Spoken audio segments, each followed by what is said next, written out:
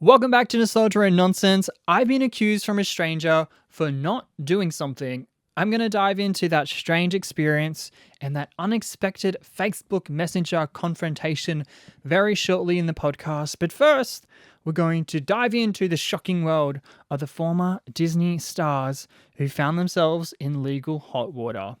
Don't forget to rate the pod and check out my Internet Island Patreon community where you can join, get extra content, join in polls, join in the discussion, and also you get some discounts on nostalgic merch and a few freebie things along the way. So check the show notes if you want to join my Internet Island.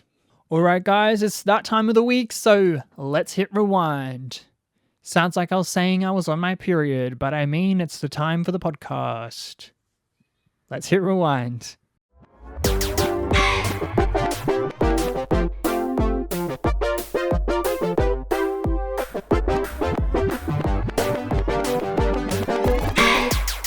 Today we're venturing into a topic that might actually surprise you. Disney stars who found themselves on the wrong side of the law. That's right, we're talking about some familiar faces from Disney who ended up in jail. So buckle up because it's probably going to be a wild ride. And you know, Disney stars have always kind of been like a huge part of many of our childhoods. I could never choose if I was a Nickelodeon kid or a Disney kid. I feel like I was in the middle a little bit. Like now I think Nickelodeon seems way cooler to be a Nickelodeon kid than a Disney kid, but I still feel like I'm in the middle. Like I probably watched more Disney, but then also I feel like I probably enjoyed the Nickelodeon shows more. So I can't decide. It's really easy to imagine a lot of Disney stars just living a perfect life, and really it could be far from reality. Like maybe they're not living in that magical world of Mickey Mouse. So today we're looking at a few Disney stars whose lives took an unexpected troubled time, or maybe they just happened to being caught doing something wrong and being caught on the wrong side of the law. First up, let's talk about David Henry. He was the big brainy brother on Wizards of Waverly Place alongside Selena Gomez, and he was actually arrested in 2018 for carrying a loaded gun into LAX airport.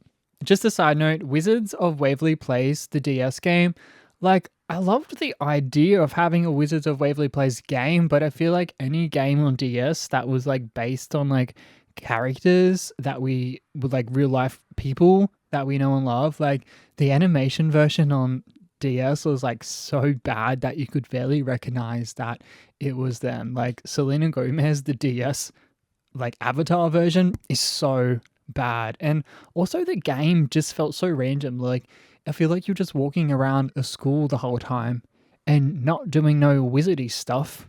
Maybe my opinion is wrong and I need to go back and play the game again, but if you ever played Wizards of Waverly Place on DS, like, you will get the vibe. Ultimately, David did say on Twitter that he took responsibility for the situation at LAX today, and he tweeted it out at the time. He says that he unintentionally brought his legally owned gun to the airport, which is registered in his name. He said he's sorry for any of the trouble that it caused, but most of all, he's humiliated and embarrassed that it even happened to start with.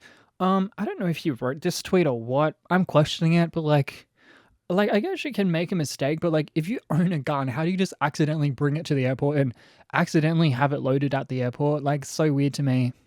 Maybe I just don't understand like America and like how things work, but like it would just be so weird to even see somebody with a gun at the airport or even just anywhere for that fact in Australia. So to me, like a gun accidentally loaded at the airport is so wild and crazy. But anyway, he did end up having to have 2 years probation, and he got 20 days of community service, and he also had to take a gun safety course and pay fines and fees. I'm glad they made him do a gun safety course, because how do you accidentally have your gun loaded? Accidentally loaded is what I don't get. If I had a gun, which I'm never ever going to have a gun, but if I did have a gun, like I'd be so cautious and scared the whole time whenever I did anything to do with my gun. It's like when you get a brand new iPhone and you don't want to crack the screen. Maybe that kind of vibe. But with a gun, maybe that's not the same comparison. Next up is the skater who just wanted to play the cello in High School Musical. Yep, that's the scene with Stick to the Status Quo, I bloody loved. That scene in that song, oh no, no, no, stick to the stuff you know. Sorry that you had to suffer through that. But he actually robbed a pizza place at gunpoint in 2008. So it was like 2 years after the release of High School Musical 1. He was out there robbing people with a gun. That was not meant to rhyme.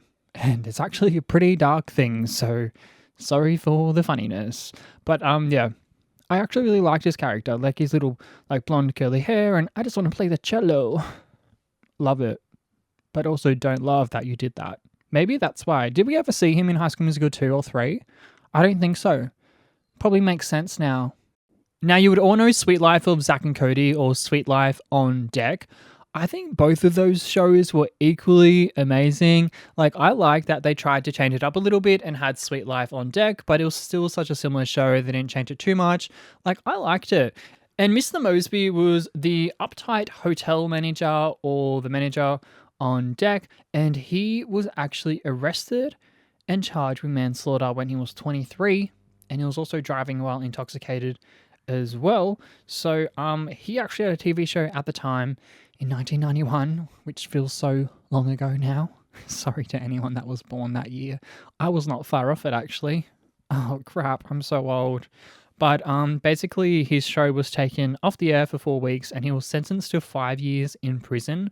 But 4 of the years were suspended. He was also sentenced to 2 years of probation, and he was ordered to perform 350 hours of community service. So that's pretty wild. And this is also before he was even on Sweet Life of Zack and Cody. So there you go. You can be charged with manslaughter and driving while intoxicated and still be able to be a Disney star. You'll also know the show Jessie, which has Debbie Ryan, and when she was 22, she drove into another car in April 2016, and she was given a field test to check whether she was intoxicated or not. The other driver claimed injury, which could have resulted in felony charges. However, the police bumped it down because the injury was pretty minor, and she blew .11, and .08 is the legal limit. So she was arrested with driving under the influence and driving with a .08 blood alcohol level or higher. At the time, she tweeted out saying, "Over the last few days, I've had the chance to think about my actions and wish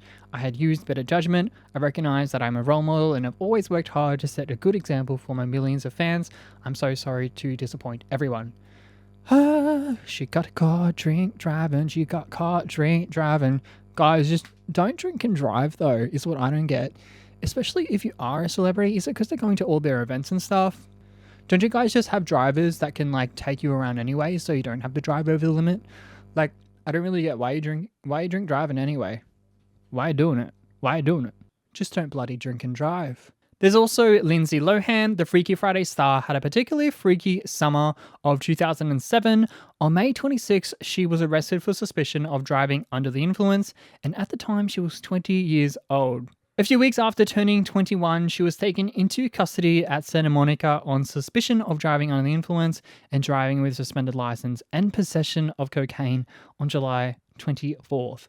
In August of that year, she pleaded guilty to cocaine use and driving under the influence, and she was sentenced to 1 day in jail, and she ended up serving 84 minutes due to overcrowding, 10 days of community service, and 3 years of probation is what she actually ended up with. Oh, it's so crowded here in jail, so I'm going to do community service instead. Is that how it works? After a string of probation violations, she was sentenced to 90 days in jail for failing to attend her court-ordered weekly alcohol education class in July 2010. She served 2 weeks due to prison overcrowding. Again, bloody heck. The prisons are bloody overcrowded. She was then taken into custody again in February 9th of 2011 after she pleaded not guilty to stealing a $2,500 necklace. Isn't she Lindsay Lohan? Like, surely she's not stealing a $2,000 necklace. Or has she run out of her money on cocaine or something? I don't know. She completed her probation in March 2012, but she was arrested for allegedly clipping a man with her car in September of that year. The Manhattan's district attorney opted not to bring charges as there were insufficient evidence. So she was arrested again in November of 2012 for allegedly assaulting a woman in a nightclub. She was charged with third-degree assault. However, the prosecutors dropped their case against the actress. Such a long rap sheet for the Parent Trap actress, but I don't know. I think maybe some of them might have been harsh, or I don't know. I think she was just going crazy, wasn't she? Lindsay Lohan. Bloody crazy. I swear there was so many Disney stars that were caught driving under the influence. There was also Mitchell Musso, who was the Hannah Montana actor. He was sentenced to 3 years probation and had to attend an alcohol education course because he was charged with driving under the influence in October of 2011. And lastly, there is Adam Hicks from Zeke and Luther and Lemonade Mouth. He was on Disney from like 2009, 2013. And in addition to starring on Zeke and Luther, he was also in the Lemonade Mouth show and known on the shows as Jonas and the Pair of Kings. In 2018, he was arrested on suspicion of armed robberies. TMZ reported that him and his girlfriend would stick guns in people's faces and demand money and other items of value. What the heck, bro? They must have been paying good on Disney, eh? Are they just running out of money? Fast forwarded to 2019, apparently he pleaded not guilty and his bail is like over $500,000. So apparently he's just like in custody. I don't know. Is there any update on this story? Let me know if you've heard anything, but bloody crazy. And Lemonade Mouth was actually kind of decent movie, gotta be honest. So if you haven't watched it, you should check it out. Okay, so I got a message on Facebook Messenger of a stranger accusing me of not completing a particular task. And they also sent me like a photo as well. And I was just like, so rude, like ready to bloody brawl. And I was just not expecting it. Like, I swear I don't have really any enemies at all. I don't think I have a single enemy that I can think of, unless you hate me. If you're listening to me right now and you hate me, let me know. But otherwise, like, I was so confused when I got this message, but basically they're saying that I'm disgusting because I forgot to take the rubbish out. I thought, what do you mean I forgot to take the rubbish out? Who are you? And then I checked and they also sent me a photo. It was them holding like the black bin bag, like taking it out to the bin. Even if I was the right person, like that's such a petty thing to do. Like, oh, you didn't take the rubbish out, so here's a photo of me taking the rubbish out. Like, I want to know, like, who they actually were supposed to send this message to, because it wasn't me. And, like, how did you find me anyway? Because we're clearly not friends on Facebook, so, like, you just going around messaging random people you're not friends with, and I'm assuming that's the person that you're relying on to take the rubbish out. I need to know, like, what their relationship was, like, whether they're sending it to their partner, someone that, like, stayed in an Airbnb. Like, how do you not have them on Facebook? Or, like, how did you get it mixed up? Like, I just don't get it. But I guess we all make mistakes, and that's a bloody awkward mistake that they've made. But, like, pay attention to what you're doing. Attention to detail. Maybe you need to get that on your resume. Well, you don't have it on your resume because you don't have the attention to detail. I just thought it was completely wild that I've been accused from a stranger for not taking the rubbish out, and they had the audacity to also send me a photo of them taking rubbish out with the rubbish bag.